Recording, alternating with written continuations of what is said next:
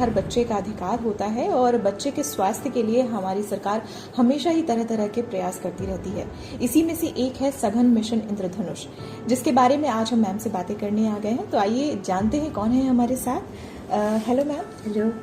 बता दें आपको, आज हमारे साथ है प्रोफेसर शैली अवस्थी। आप बाल रोग विभाग KGMU की विभागाध्यक्ष हैं। मैम, जैसे कि अभी इंटेंसिफाइड मिशन इंद्रधनुष 5.0 शुरू हुआ है, तो ये क्यों ज़रूरी है, कितना ज़रूरी है, इस बारे में हमारे श्रोताओं को थोड़ा बताएं। देखिए, ये जो मिशन इंद्रधनुष 5.0 सरकार ने लॉन्च किया है, वो इसलिए लॉन्च किया है कि कोविड के दौरान थोड़ा इम्यूनाइजेशन में कमी आ गई थी। उसकी पूर्ति के लिए और अपने बच्चों की सुरक्षा बढ़ाने के लिए इन्होंने 3 चरण में मिशन इंद्रधनुष का लॉन्च किया है, कैंपेन मोड में। और इस कैंपेन मोड में लॉन्च करने का मकसद ये है कि वो बच्चे जो कि 0 से 23 मंथ्स एज के हैं, जिन किसी कारणवश जिनको मीजल्स और रुबेला का टीका नहीं लगा या जिनको DPT और ओरल पोलियो का बूस्टर नहीं लगा, वो लग जाए। इसके अलावा जो 0 से 5 वर्ष के बच्चे हैं, जिनको कि हम कहते हैं पार्शियली इम्यूनाइज्ड, मतलब पूर्णतः टीकाकरण नहीं है, पार्शियल है, फैमिली रोक दिया टीकाकरण, तो उनको आइडेंटिफाई करके उनका टीकाकरण करें। इसके अलावा प्रेग्नेंट गर्भवती महिलाओं का टीकाकरण, तो ये बहुत बड़ा अभियान है। और जब तक पूर्णतः टीकाकरण बच्चों का नहीं होता, उनको बीमारियों से बचाव नहीं होता है। अगर मान लीजिए 3 टीकों की आवश्यकता है और 2 बूस्टर की आवश्यकता है, आपने 3 टीके लगाए, बूस्टर नहीं लगाया, तो पूर्ण तरह सुरक्षित नहीं है आपका बच्चा। अगर आपका बच्चा सुरक्षित नहीं है, तो सोसाइटी में भी वो बीमारी बढ़ने की संभावना है। इसलिए अपने बच्चे के लिए और पूरे सोशल नेटवर्क, पूरे देश के बच्चों के लिए इम्पोर्टेंट है कि आपका बच्चा वैक्सीनेट हो। तो मैं आपसे कह रही थी 3 चरण में, तो आज तो 11 तारीख है, 11 अगस्त, तो पहला चरण 7 से 11 अगस्त था और आज पहले चरण का आखिरी दिन है।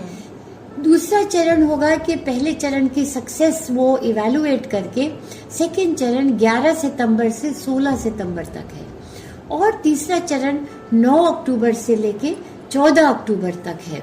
इस तरीके से 3 चरण में ये सब बच्चे जिनके टीकाकरण मिस हो गया या कोई टीका नहीं लगा, जो गर्भवती महिलाओं को नहीं लगा, उन तक पहुंचने का एक नेशनल प्रयास है। इसमें ये भी है कि जो पिछली डिस्ट्रिक्ट्स हैं उसमें ज्यादा फोकस है। कुछ डिस्ट्रिक्ट्स ज्यादा अच्छी हैं, कुछ में टीकाकरण का प्रतिशत कम है, तो वो पिछली डिस्ट्रिक्ट्स पे भी फोकस होगा। ये मिशन इंद्रधनुष 5.0 है। जी मैम, इसमें कौन कौन से बीमारियों पर ज्यादा जोर दिया जा रहा है? बीमारी तो देखिए, हमने बताया मीजल्स और रुबेला, DPT में 3 बीमारियां होती हैं, डिप्थीरिया जिसको गलघोटू कहते हैं, पर्टूसिस, काली खांसी और टेटनस, 3 ये बीमारियां हुई। और इसके अलावा प्रेग्नेंट विमेन में टेटनस की बीमारी से इस बाकी सबका भी मिस्ड वैक्सीनेशन कवर करेंगे, पर मीजल्स, रुबेला, DPT, पोलियो का आवश्यक है कि उसका मिस्ड डोज खत्म करें। जी मैम, मिशन इंद्रधनुष में ये जो वैक्सीन हो रही है, इस पर इतना जोर क्यों दिया जा रहा है? वैक्सीन कितनी जरूरी है और जो बच्चे नहीं लेते हैं उनको कितना नुकसान है?